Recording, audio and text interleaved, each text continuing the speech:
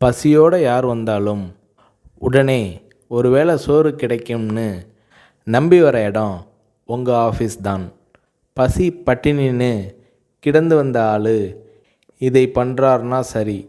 நீங்கள் வசதியான வீட்டில் வளர்ந்து வந்தவர். இந்த பழக்கம் எப்படி உங்களுக்கு வந்தது என்று விஜயகாந்த் அவர்களிடம் ஒரு முறை கேட்டபோது அதற்கு விஜயகாந்த் அவர்கள், அதுக்கு காரணம் எங்கள் ரைஸ் மில். மதுரை மில்லில் நான் இருந்தப்போ வேலையாட்களை கவனிப்பேன்.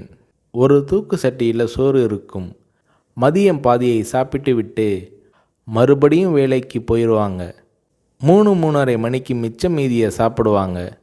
எனக்கு வர சாப்பாட்டு பாத்திரங்களை கழுவுவதற்கு போட்டியே இருக்கும். காரணம், அதில் பாதி சாப்பாடு மிச்சம் இருக்கும். உலகத்தில் பெரிய கொடுமை பசி கொடுமை தான். வயிறு காஞ்சி வந்து நின்றவனுக்கு என்ன சொன்னாலும் ஏறாது.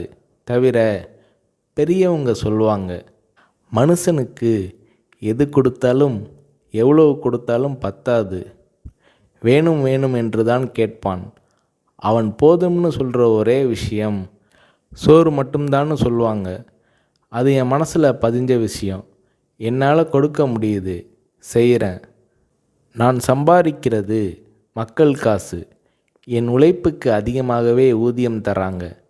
அதில் ஒரு பகுதியை படிப்பு அது இதுன்னு அவங்க உதவிக்காக செலவழிக்கிறது என்னோட பொறுப்பு என்கிறார் விஜயகாந்த்.